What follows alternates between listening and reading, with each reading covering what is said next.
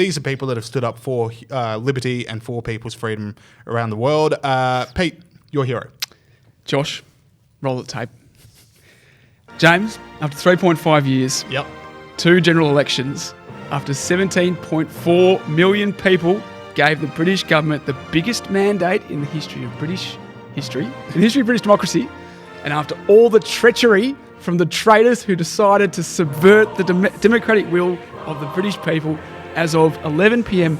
Greenwich Mean Time, on January 31, the British were out of the EU. Well, they're in the transition period, but out of the EU. You killed that moment. Roll the tape. Give it some bloody...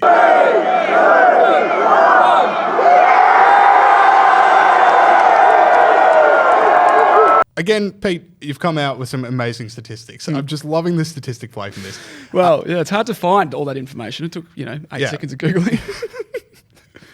It's one of those things where you just you got to sit back and just go, I mean, I know it's not no deal, which is what Pete and I wanted, but... And we're the important ones. We're the big stakeholders. I know it's not a no deal, but I was genuinely getting to the point last year where I'm like, there might not actually be a Brexit. I was on the show saying there's going to be a second referendum. They won't be given a good leave option. It was just going to go. So, I mean... you shouldn't be too happy with the fact that a democratically elected vote took 3.5 years to implement, but I'm still pretty happy that it happened. Yeah, and you get that genuine thing if this doesn't happen, what does that mean? That means that they can steal democracy. Yes. That democracy isn't real. If you choose badly, the elites will take it away from you. They'll take it off because you did bad. But they couldn't, and obviously we've had, Brendan O'Neill, Nigel Farage even, Mr. Brexit himself on the show, Dan Hannan, and the British people have said actually... we like being British a little bit more than maybe an extra % of GDP. Yes. If that in fact actually happens. All right, I think they might get both, to be honest. Now, let's. My hero this week is the Mighty Deaners Cricket Club. Boom. The Mighty Deaners Cricket Club. About bloody time. So 2 weeks ago on the show, Sports Awards had come out, and Peter Gregory here, the vice captain? Not anymore. President? No, I got the ask for that actually. No. I didn't know that. That was not me trying to tell you. New blood. But, whatever. Thanks, Harry. What did I say? Tribal elder of the cricket club. Definitely spiritual leader for sure. You made a solemn pitch to Bridget McKenzie to include the Deaners in sports awards. You cited how the Deaners are in an electorate that might be getting a bit marginal, and you wanted the money. Now, Bridget McKenzie didn't cough up, and you were good cop. You tried to play good cop. Then Bad Cop Peter came out, and Bridget McKenzie subsequently has resigned. So is this the biggest scalp the Deaners have ever had? The Deaners have got a lot of fingers in a lot of pies. Yep. And maybe I wasn't quite clear to Bridget that if we didn't receive the funding we desired, heads were going to roll, all right? Yeah. And no, she's not the biggest scalp the Deaners have ever had. Who is the biggest scalp the Deaners have ever had? I don't want to say. Because really? It's secret. So, but... just do what we say. All right. Well, there we go. If you do want to read more about that, Daniel Ward had an interesting article on ipa.org.au talking about how Bridget McKenzie is just part and parcel with the Attorney General Department, where Bridget McKenzie was done by unelected bureaucrats also meddling in politics. So there is a serious point to be made there. And a few of her own actions probably played a part as well. I would say. Cough up the fact that you're a member of the shooting club. Now, I also want to ask you, is 2019 probably not the year of the Deaners? No. Is 2020 looking like the year of the Deaners? Well, we're coming up, we're coming up. Heads are rolling. You're winning. You're making plays off the field. Yeah. Now, will this translate to on-field success? We've started winning a few games. Yep. But we're still last, and we probably need to win our last 2. We're probably going to win on the weekend, but it got rained out. It was day 2. Anyway, we've got 2 more games. We probably need to win them both. We definitely need to win them both to not get relegated. All right, cool. Now, Pete, would you like to throw us over to villains? Because I refuse to play this clip. Extinction Rebellion protests enter their 6th day. The activists are trying to pressure the Australian government. That, ladies and gentlemen, was, of course, the October Extinction Rebellion nudie run to save the planet. Nudie run in inverted commas for people listening at home. People listening. Couldn't even be bothered getting fully naked. Not a real nudie run. Thanks for coming. Anyway, the Extinction Rebellion Fake Nudie Run Villain of the Week award is now what we call the award for Villain of the Week. James, what do you got for me? What do I have here? I got Jaoquin Phoenix. Now, the BAFTAs, which Peter Gregory learned about on the show. You'll hear Peter Gregory learn about in the quiz, the fact that the BAFTAs exist. Yeah. So Jaoquin Phoenix won the BAFTA for Best Actor for Joker, as obviously he should. That was an amazing performance. But he's starting to come into my crosshairs because he uses his acceptance speech at the BAFTAs to call out white privilege. Mm-hmm. And you just think, like, we get a lot of, political statements at award ceremonies, but it's becoming a trend, if you'll stay with me. So you had him about incels. Yeah, you had him coming up and saying that he felt conflicted by his victory, quote, because so many of my fellow actors who are deserving don't have that same privilege. He added, quote, we send a very clear message to people of colour that you're not welcome here. I notice he did not turn down the award.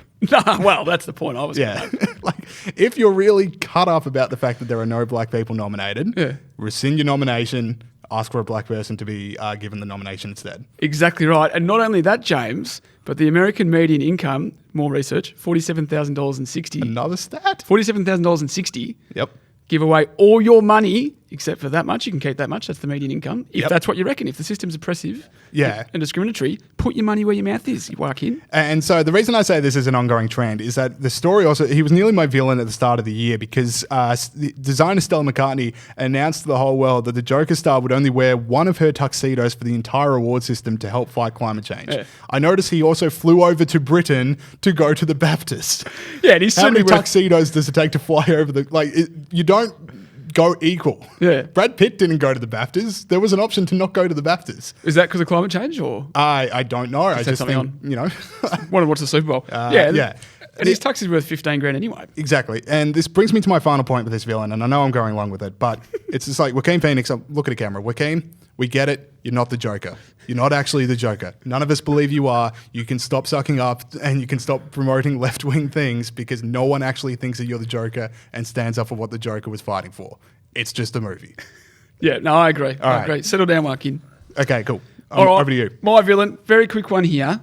Just trying to find it on my page. On Monday, the Australian government has increased the dreaded alcohol tax. Now, the alcohol tax has been increasing every 6 months for 35 years. So I think they get a chance to review it every 6 months. And lo and behold, it's gone up 71 times in a row.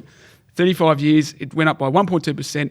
A massive 42% of the retail price on a carton of beer is taxed. 42%, James. That's a disgrace. The Brewers Association of Australia calculated that Australians paid $2.23 per litre of alcohol in tax on stubbies, cans and long necks, compared with just 28 cents in the US and 12 cents in Germany. Now, my villain isn't the government, James. My villain is the Australian people. Oh. I just spoke about the Poms who won Brexit despite what their government tried to do to them.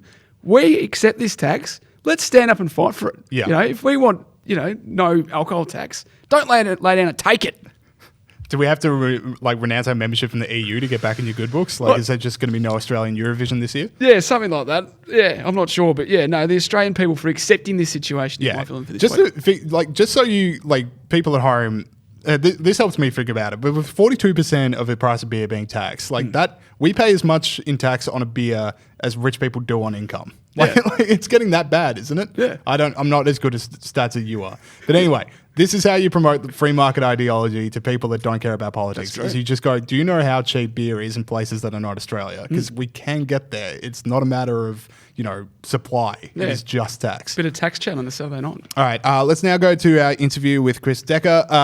So we're going to be hearing a lot about Generation Liberty and the stuff that people are up against when they try and promote the ideas of free markets and freedom of speech on university campuses. So if you do want to get involved in Generation Liberty, if you do want to hear about these ideas, if you do want to get involved in the great community of Generation Liberty members that we have, there's over 1,000 now, head on over to ipa.org.au/join. We're also on Facebook, Instagram, and YouTube. There's so many ways you can connect with Generation Liberty and just be a part of the community.